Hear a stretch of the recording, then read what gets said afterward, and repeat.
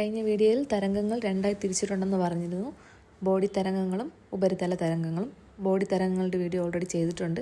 ഇതിൽ ഉപരിതല തരംഗങ്ങളെക്കുറിച്ചാണ് പറയുന്നത്. ഉപരിതല തരംഗങ്ങൾ. ബോഡി തരംഗങ്ങൾ ഭൂമിയുടെ ഉപരിതല ശിലകളുമായി പ്രതിപ്രവർത്തിച്ച് സൃഷ്ടിക്കുന്ന തരംഗമാണ് ഉപരിതല തരംഗങ്ങൾ. ബോഡി തരംഗങ്ങളെക്കാൾ ഉപരിതല തരംഗങ്ങൾക്ക് വ്യാപ്തിയും ദൈർഘ്യവും കൂടുതലായിരിക്കും. ഉപരിതലത്തിലൂടെ മാത്രം നീങ്ങുന്ന ഈ തരംഗങ്ങൾക്ക് തരംഗ ദൈർഘ്യം കൂടുതലാണ്.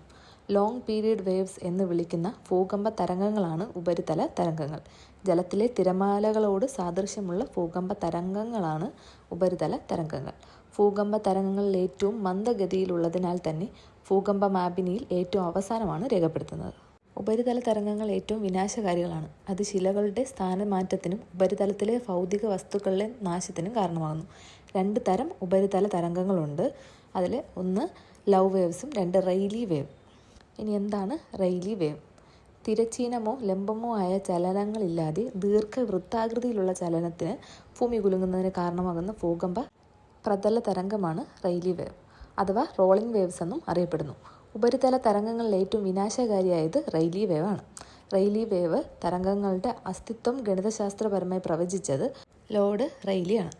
1885 ലോർഡ് റെയ്ലി ഈ തരംഗം കണ്ടുപിടിച്ചത്. PSCയുടെ ഉത്തരസൂചിക പ്രകാരം 1887.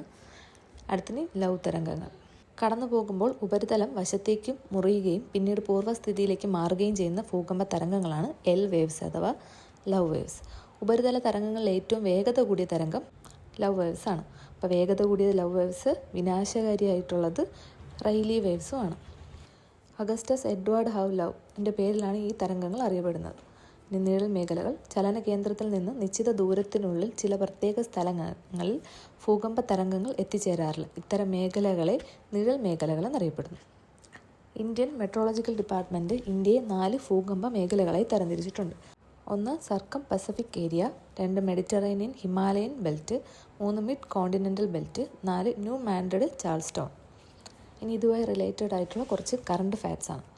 2024 7.6 തീവ്രത റെക്ടർ സ്കെയിൽ രേഖപ്പെടുത്തിയ ഭൂകമ്പം ഉണ്ടായത് നോട്ടോ പെനിൻസുലയിൽ സ്ഥിതി ചെയ്യുന്ന രാജ്യം ജപ്പാൻ. 2024 ഏപ്രിൽ 7.4 തീവ്രത റെക്ടർ സ്കെയിലും കൂടാതെ 2024 ഓഗസ്റ്റിൽ 6.1 തീവ്രത റെക്ടർ സ്കെയിലും ഉണ്ടായ ഭൂകമ്പം എവിടെയാണ്?